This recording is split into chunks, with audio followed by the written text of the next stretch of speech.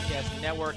Ethan Berch with you here on this beautiful night in Alumni Field. And we have a special guest, the Commissioner of the NECBL, Sean McGrath. Sean, a pleasure to have you aboard, not only here in Keene, but also on the broadcast. Thank you for spending this half inning with us. Happy to be here. It's always great to show up to Alumni Field, especially on a beautiful night. And in typical fashion, the SwampBat fans have filled the place up and made for a great atmosphere. And it's one of the reasons why they're one of the best organizations in all of summer collegiate baseball throughout the country. Almost 2,000 fans here at Alumni Field. Obviously, the last week of the season, and things haven't necessarily gone as well as Keene has wanted. But overall, it's been, at least in my perspective, an unbelievable experience here in the NECBL, coming off what I assumed was a very successful All-Star break. We'll get into that in a little bit, but I just want to announce the pitcher coming in. It's Jack Schwarbrick, making, yet again, the fourth Upper Valley debut of the game. So 4 fresh pitchers just recently joined the team. He's in for Emory and Henry College, 6'3", 190, a junior, and he's got TJ McKenzie leading it off. It's McKenzie, Brandon Anderson, and Matt Almonte for the SwampBats. But, Sean, just from your perspective, how this season has gone here in the NECBL. Obviously, I know there was a lot of weather problems last year, but this year it seems like everything has gone at least smoothly as McKenzie's drilled with the first pitch. Yes, we have to knock on wood.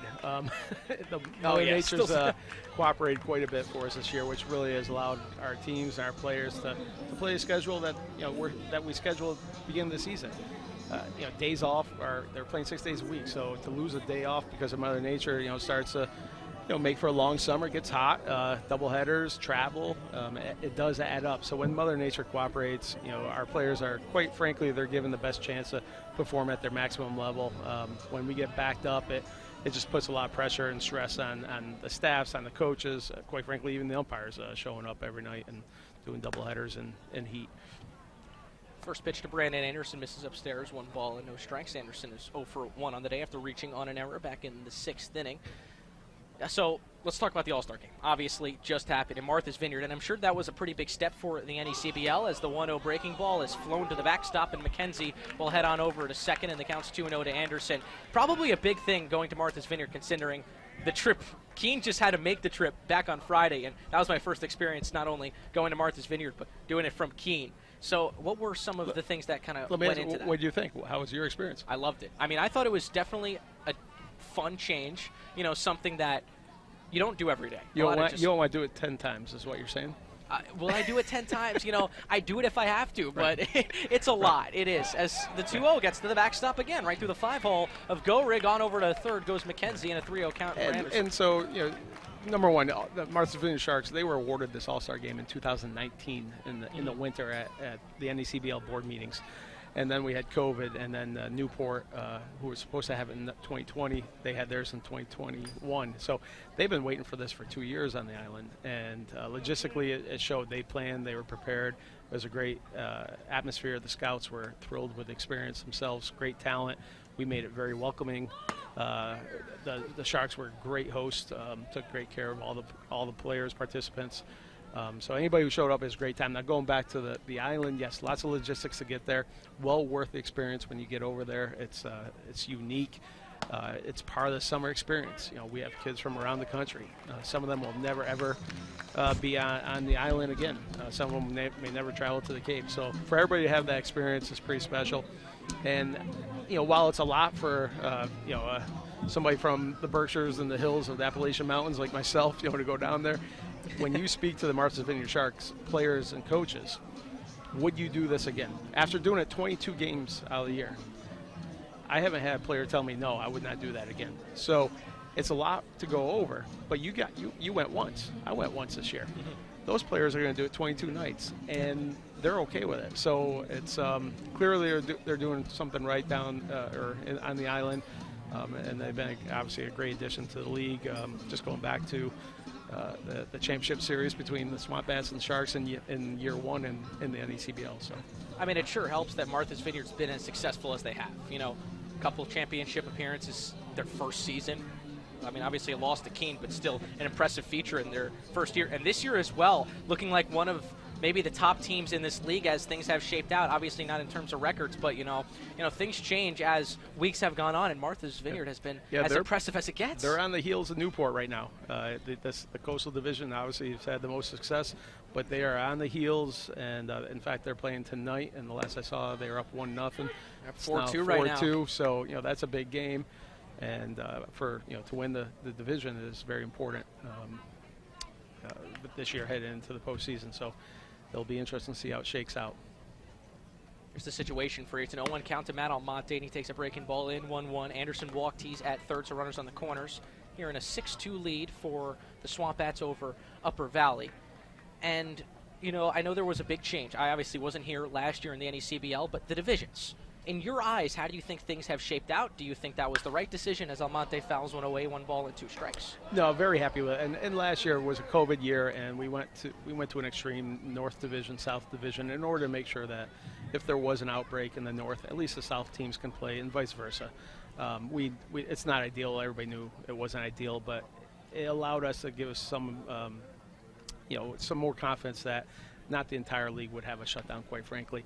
So going into this year, now that we have 14 teams, we've talked about 3 division formats for years. Every year we go into our postseason, talk about the schedule, talk about divisions, alignment, baseball rules, and we've talked about 3 divisions. It doesn't really work out. Number of games you're playing against each other. You don't want to play teams too many times.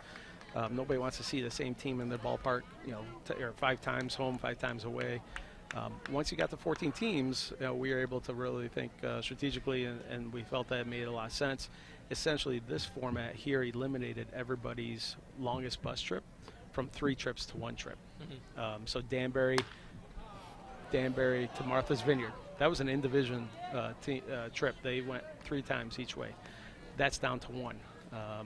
Sanford to North Adams, that was an in-division trip. That's a 4-hour bus trip, down to 1 from 3. So it did, for the teams that are in the corners of our league, it certainly benefited them and made the travel a little bit more, affordable. And quite frankly, for our players' perspective, it's less time on the bus. So we felt it was a win-win. Obviously, we'll go into the September board meeting and kind of get the feedback from all the teams around the league. I haven't heard a whole lot of complaints, and typically at this point in the year, I would have heard about things not working out or preferences that weren't. That we should look at and discuss, and haven't been hearing a whole lot about that. This one hit in the air. Tagging is McKenzie. Fielding is Sorrentino. His throw coming in. It's up the line. McKenzie's safe. And that's a sacrifice fly for Matt Almonte. It's 7-2 Keene, and that's the first out here in the top of the 8th inning. Keene adds on some more insurance. They lead Upper Valley here in the top. Sorry. Sean, obviously this feels like maybe the most normal year since 2019, because 2020 was canceled. 2021, you mentioned it was a lot of different protocols for COVID, whether teams only were restricted for in-division. It was a big North and a big South. How do you think, from your perspective, things have changed from your expectations before the season to now? This is as close. This one's up the middle for a base hit for Broderick. He's on, first and second, 1 out. Yeah, no, this has been a great season. I've been to everywhere in the league, and it's felt normal in the ballparks. The fans have come out. Our players are playing free. Certainly we're aware of the pandemic is ongoing and not going away, but we certainly, as a society and in the NECBL, learn to live with it. And we've had a few instances of positive cases within the league, and those teams have handled it per the guidelines and to prevent any spread and any shutdowns. So. We're aware of it. We're being responsible, but yeah, in the ballparks, night in, night out, it's been a lot of fun throughout the league. And again, tonight is a phenomenal night in Keene. Yeah, have you made your way to every single ballpark so far this summer? There's one ballpark I have not been able to visit yet with family schedule, my full-time work responsibility, and some Mother Nature. Actually, the one time I wanted to get to that ballpark was a less than 50% chance with rain, and I chose not to risk a 3.5-hour drive. So, certainly whether I'm in a ballpark or not, I'm online following the games, checking out the broadcast, and keeping an eye on what's happening around the league. Yeah, so I want to ask this question. It's a little bit out of what we were talking about, but when I went through Keene's roster and when other broadcasters come and they talk about the players and where they're from, how important do you think it is to spread, players out from across the country? Keene has a lot of players, especially from down south, and you see teams with players all the way from out to California. How important in your eyes do you see that being, or less important? Yeah, well, no, it's a great question, and there's lots of different strategies about how to create a NECBL roster. And you can ask Kevin Warson. He's been doing this for a long time, and he's applied lots of different strategies. When you look around the league, you can probably identify what some of the strategies are, whether it's young players, whether it's regional players, whether it's national big-time schools, powerhouses, Power 5 conferences. I do think you want to be successful in summer, you better have a mix and a balance, whether it's Power 5 schools, draftable players, kids who this may be the highest level of baseball they ever play. But you want to compete in the NECBL, you better recruit, I don't care where they're from, Yeah. You better recruit talented ball players who can compete at this level, because the baseball gets better and better every single year. And quite frankly, with the arms I've been seeing around the year, I would struggle in this league mightily myself if I was in the box. And so it's a testament to the general managers who are continuing to find quality players. It's the reason why scouts show up at our games. It's the reason why we have TrackMan and Synergy tracking all of our players' movements and activity. First pitch of Santa Maria laces one into deep left field. That's going to be over the head of Myers and over the wall. A home run for Tony Santa Maria. Fourth home run of the summer. Keene blows the doors open in this one. It's 10-2. That one 100 miles an hour off the bat, 345 feet into left. And let me tell you, that ball left in a hurry. It is now 10-2, and Tony Santa Maria, who is on the NECBL Instagram takeover, has a nice present for you, Commissioner Sean McGrath. It's like we had it planned.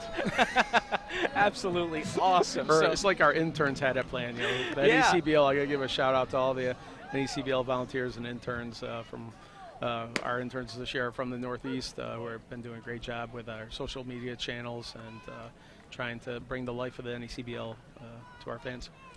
So now I got a fun question. You're just not talking about the interns, and for myself, of course, as Cavino's in the box. I'm an intern myself and a broadcaster, and you and the league do something that I don't know if many other leagues do, and it's collaborate all the broadcasters across the entire league. And when I first signed up for this job, I had no idea that was a thing. And at first, I didn't know how I was going to feel about it, but then it turned out to be awesome. You learn from other different broadcasters, and you just get to meet so many more different people, make different connections, and connections, especially in the broadcasting world, can go a really long way. Now, is that a recent thing that the NECBL has done, and what went behind it? Because in my eyes, I love it. 10 out of 10. So I'd love to take all the credit back. I will not. I will. This goes back to before my days when Mario Tiani was commissioner, Kevin McElvain was commissioner, and really we were at the forefront of kind of broadcasting and live streaming in summer collegiate baseball. Quite frankly, hardly anybody did it back then. Our good friends at the Cape did a lot of audio, but they didn't do a lot of video. We had every single game live streamed. Now, maybe it didn't have 3 cameras like tonight and graphics, but you could actually watch, the players on the field with 2 broadcasters.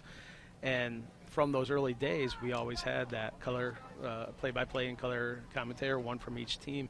And we've had such great feedback from interns like yourself, and many of them have gone on to their professional SIDs. They're in the minor leagues.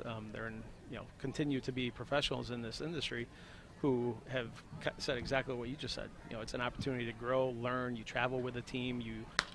You learn other aspects of the trade, quite frankly, and it's something that we do value. And so I'm glad to hear about your experience and your journey yourself. But it is something that we've seen a lot of benefits of it, and we're happy to be a part of our players' experiences as well as our interns, social media interns, our graphic interns, our broadcast booth, you name it.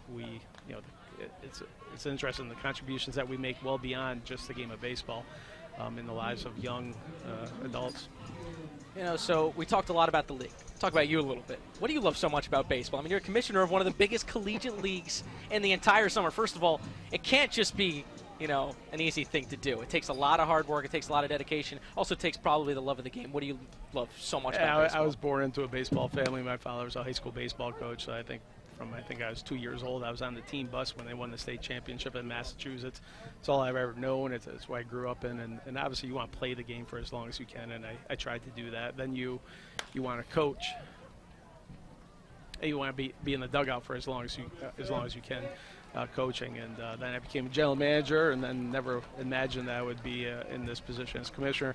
But it allows me to be around the game, the players, interns, and really, to see what the NECBL does so well.